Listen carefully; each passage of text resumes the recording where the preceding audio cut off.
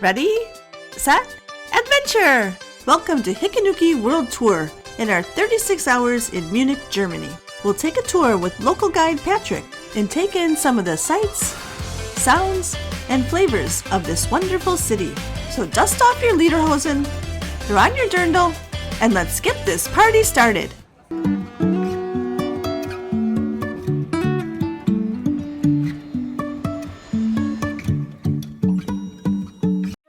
Our travel continues today in the beautiful city of Munich, Germany. After spending nearly 2 weeks in Italy, it's time for some Bavarian culture. Our driver picked us up and took us to the Munich Marriott Hotel about 30 minutes from the airport.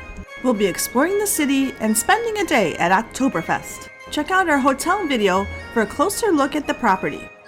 After dropping off our luggage, we headed to the nearby subway station.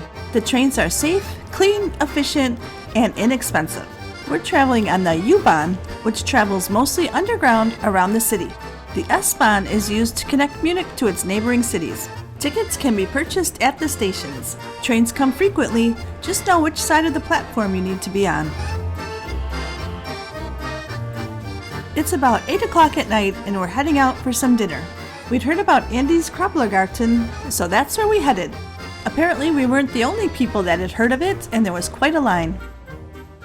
We're still in our travel party of 8, so a few of us stopped next door for a beer and found a place for a sticker. We waited about 45 minutes and were seated at 2 separate tables for 4. Andy's is known for their Schnitzel dishes. Schnitzel! Prices are reasonable and portions are huge, so we thought it was worth the wait. Ketchup or mayo for your fries. Menu includes a variety of options, but the Schnitzel is the star of the show. And there's a wide variety of Schnitzel to choose from. And of course, some German beer is in order. Portions are massive, so if you can agree on a flavor, then you may want to share. We tried a variety, each with a different marinade. The Schnitzel definitely lived up to the hype and was easily the best that I've ever had. It's busy and loud, but the food makes it a must-try. We jumped back on the subway and headed toward Marienplatz. This is the central square of Munich. As you ascend the escalator, you get your first glimpse of this stunning plaza. The first thing you see is the new town hall and its famous glockenspiel. The square is beautiful at night, but right now we're heading to Hofbrauhaus. We won't be heading to Oktoberfest until tomorrow, so this is the next best thing. It's loud, rowdy, and a bit chaotic. Of course, we're still stuffed from Andy's, so we won't be getting any food. But you will find plenty of German specialties on the menu. The Hofbrauhaus was founded in 1589. Let's take a quick walk through so you can see how big it really is.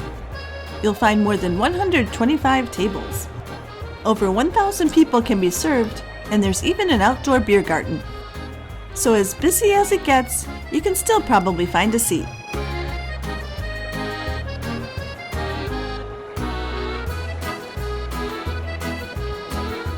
Originally established to provide beer to the Bavarian court, it was opened to the public in 1828 by King Ludwig I. Authentic Bavarian tavern music is featured daily, except on Good Friday and All Saints' Day. It's the perfect place for beer, food, people watching, and German music.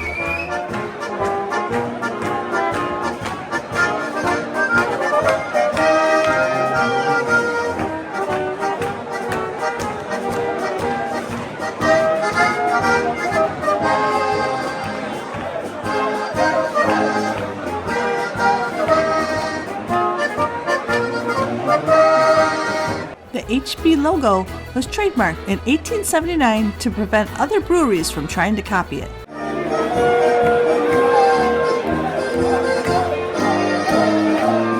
Estimates say that more than 10,000 liters of beer are served here daily.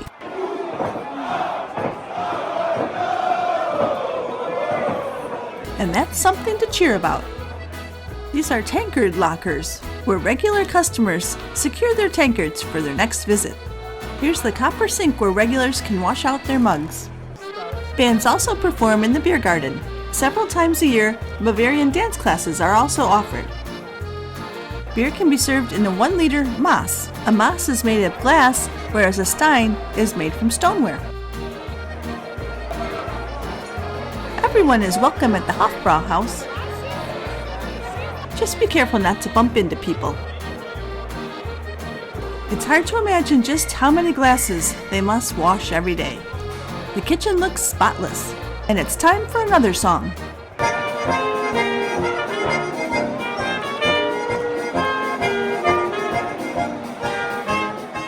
Dancing is welcome anywhere.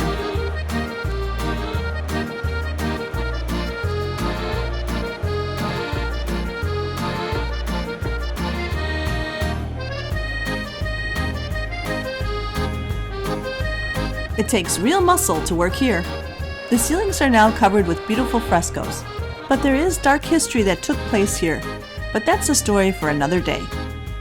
Today, the Hofbrauhaus is regarded by many as the epitome of Bavarian culture. You'll find tradition and conviviality shared by many. And for us, it was time to head back to the hotel. Oktoberfest in Munich, Germany is celebrated for 2 weeks from mid-September to early October. Check out our video linked below where we visited Oktoberfest for the day. But on this day, we'll be taking a guided tour of some of the highlights of the Munich city center and then exploring on our own. On our walk to the subway, there was a farmer's market near the hotel. There was lots of fresh produce, beautiful flowers, and other tempting items, but we needed to hurry to get to our tour on time. As mentioned, the hotel was about a 5-minute walk from the U-bahn. Today we're taking the U-bahn to the Odeonsplatz. This is where we'll meet our guide for highlights of Munich. Here's what we were expecting to see, but it was under construction and covered in black plastic. Plus, it was being set up for a festival.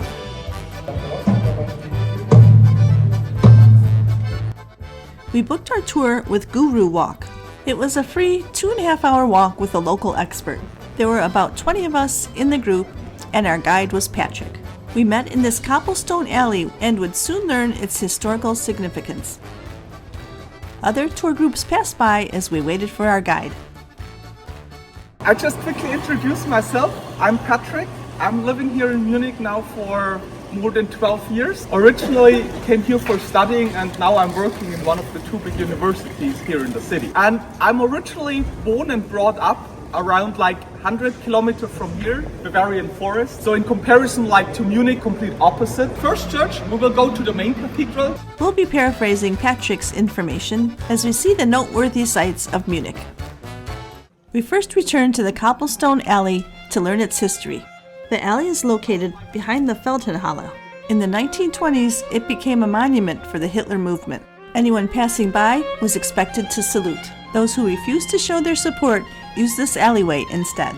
The bronze bricks commemorate those who refused to give that salute. We passed by the Munich residence, which was built in 1385 and home to many generations of rulers. And now we're heading to the Hofgarten. This is a beautiful green space located near the Old Town. This is a wonderful place for a stroll, to relax on a bench, or even to ride your bike. We were visiting at the end of September and surprised to see so many flowers in bloom. Patrick took a moment to explain the building we're looking at, the Munich residence. This is now the residence from the north side. And as I already quickly mentioned before, what you see here, it's not like the original building stuff. The residence partially destroyed during the Second World War. The former royal palace is now a museum. Have a lot of quite controversy because that's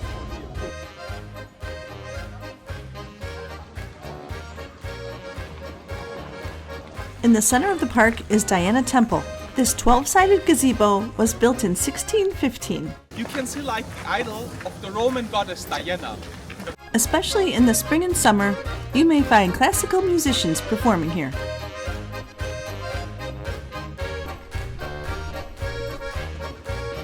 The park is a bit of a hidden gem, so don't miss it. Everyone, when I did the tour, was coming here in shorts and t-shirt, and now I think almost everyone is wearing a jacket. So you can see in 1 week it can change a lot. Inside Diana's temple, check out the intricate details of the 4 shell fountains. And you can also admire the meticulously crafted arches. Every view is perfectly framed.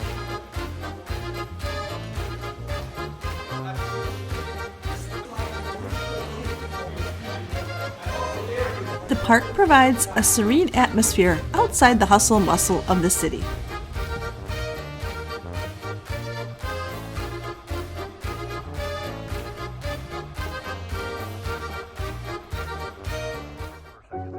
After exploring the gardens, head to the Bavarian Chancellery building. This is the executive office of the Bavarian Minister-President. The statue is of Otto I.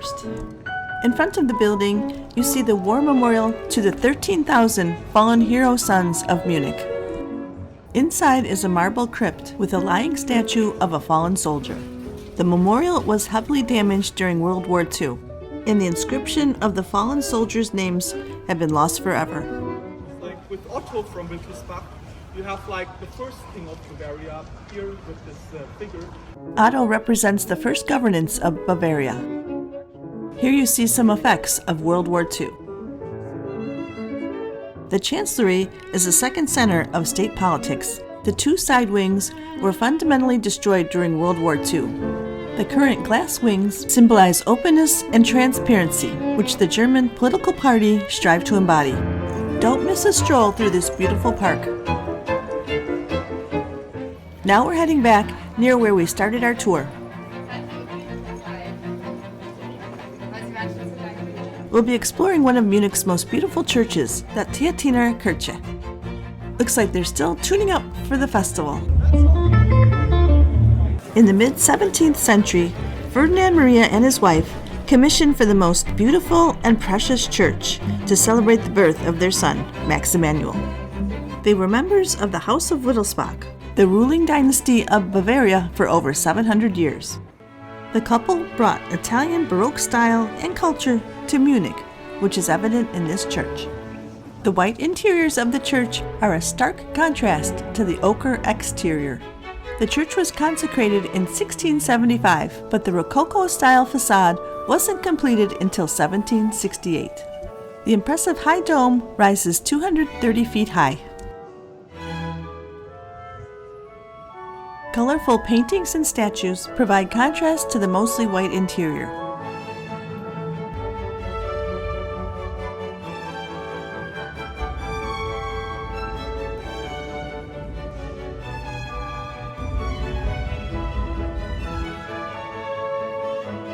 Most notable in the church is the fanciful white stucco, which some liken to an Italian wedding cake.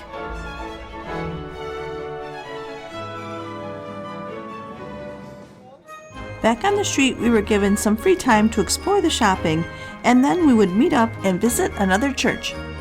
In this area, there's a blend of high-end shops, luxury brands, international stores, and places selling traditional Bavarian souvenirs. Our tour guide pointed out that people in Munich don't always dress in traditional costumes. That's not the case. Of course, like the Oktoberfest is special. We continued our walk through the heart of Old Town. Hey, buddy!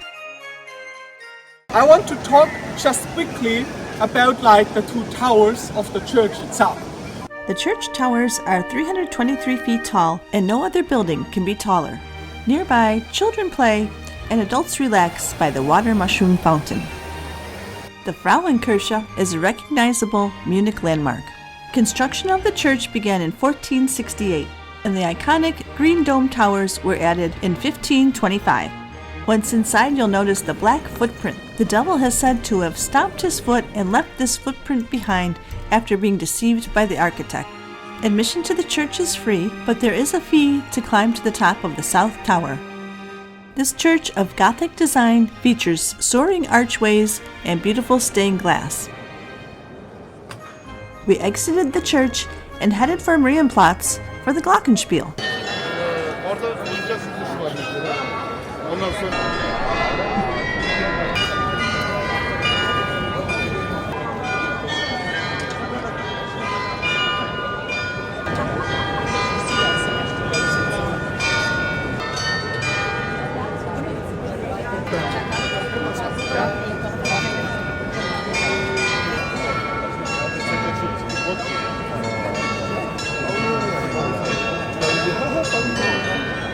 Of course, the glockenspiel's performance always draws a large crowd.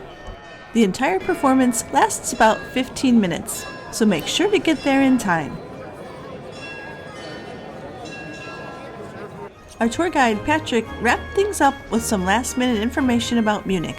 We enjoyed the tour and felt like we learned a lot about Munich. The scale of all the buildings was a bit overwhelming, so it was great to have a local guide. After the tour, it was time for lunch. While visiting the Frauenkirche, we noticed a restaurant that seemed interesting. We got in line to wait for a table at Augustiner Klosterwit. They serve traditional Bavarian fare in what used to be the Augustinian monastery, and they serve Augustiner beer directly from wooden barrels. It's a popular, lively place. And service was fast and friendly. The menu had plenty of things to choose from, including a special Oktoberfest menu. Enjoy a hearty, authentic meal here. Sit back, relax, and enjoy the music. Wie bist du die schönste Münchnerin? Jawohl.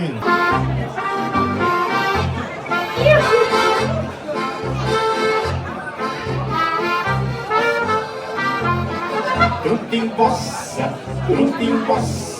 schwimmt die Schwiegermutter ganz patschnasser.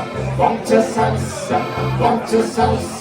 sonst verstopft sie den Kanal.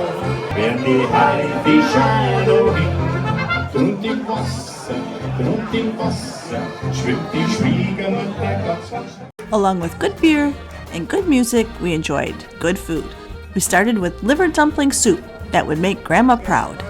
And who can refuse a pretzel? Then for entrees, there was Nuremberg sausage.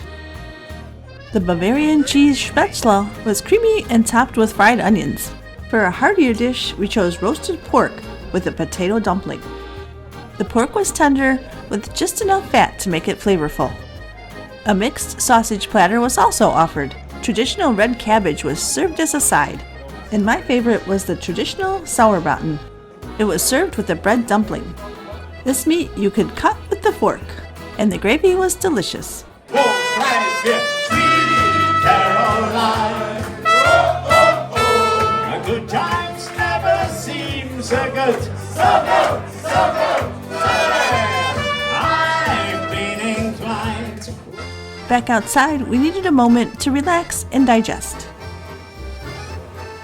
And enjoy views of the beautiful church. We debated walking to the top of the tower and then decided to just walk around the city. We wandered a bit and found ourselves back in Marienplatz. The square is named St. Mary's in honor of the Virgin Mary, and you'll see a golden statue of her in the center of the square. It was renamed in 1854 to Marienplatz in hopes that Mary would provide protection during a cholera outbreak. The square remains as Munich's spiritual and cultural heart.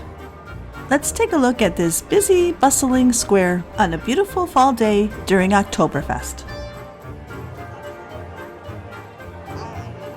You'll find ample opportunities for the perfect picture. Along with bustling activity, you'll find shops, restaurants, cafes, and plenty of history. As well as a popular meeting place, the fountain celebrates the square's history as a marketplace.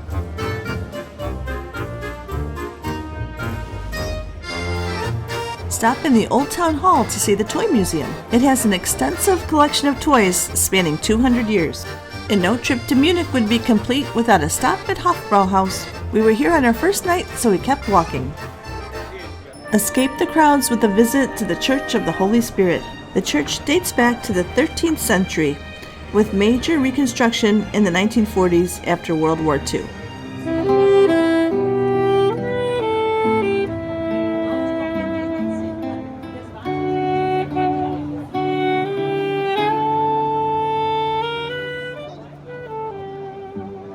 Our next don't miss stop is at the Viktualien Market. When the market in Marienplatz outgrew its boundaries, this nearby market was created. You'll find many stalls selling everything from fruits and vegetables, to flowers, to artisan crafts and Bavarian souvenirs, and food stalls with items to enjoy at the market. And don't miss the maypole. You'll find a maypole in every Bavarian village. This one is painted in the state colors of blue and white. Images depict craftsmanship and village life. In the market, you'll see several fountains and statues. They depict local characters from Munich and Germany. As the city's most famous market, it's a vibrant hub of people, market stalls, authentic shops, and plenty of food for sale, either to consume at the market or take home. Pick up some food and drink and head to the beer garden. Located in the center of the market, find a shady spot under the chestnut trees. Here you'll find beer from Munich's 6 breweries. Sit at one of the communal tables and enjoy chatting with locals and tourists alike. After a brief stop, we continued our stroll. We headed to the nearby Café Fischhut for Schmalznudl. This family-run cafe was established in 1973. Their specialty is the Schmalznudl, an iconic Bavarian pastry. This is a delicate fried dough pastry. They have a crispy exterior and are soft and pillowy inside. Other pastries are also available. Dine inside or out in front. Let's watch the baker craft these delicacies. The center is stretched thin and almost see-through. Then they're quickly fried. Then the golden brown pastries are dipped in sugar. Perfection! The staff were all welcoming and friendly. We took ours outside to enjoy. The dough is deep fried in lard, or schmaltz, and dipped in sugar, but not overly sweet. The inside is light and pillowy. After that sweet treat, we continued our stroll through the market. You can easily spend a couple of hours at the market, and if you're planning to stop for a leisurely lunch, you may want to set aside a half day. There are plenty of spots for food and drink, and it's the perfect place to be here with a beer.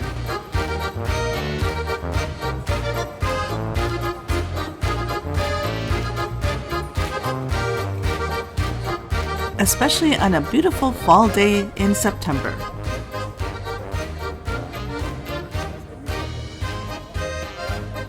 Pick up a souvenir at one of the many stalls. There seems to be a bit of a theme in this stall. Fresh fruit was colorful and looked delicious, and flower stalls were beautiful. We should have brought a bigger suitcase.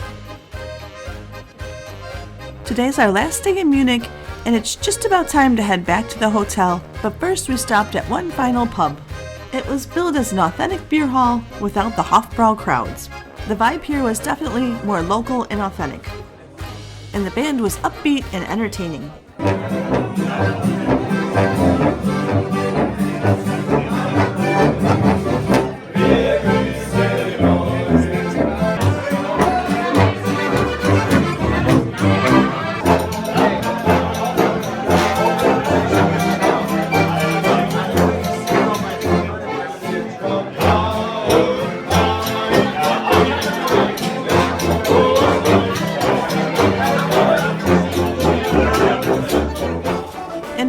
Time to bid a fond farewell to Munich. It was a lively 3 days, and we hope to return in the future.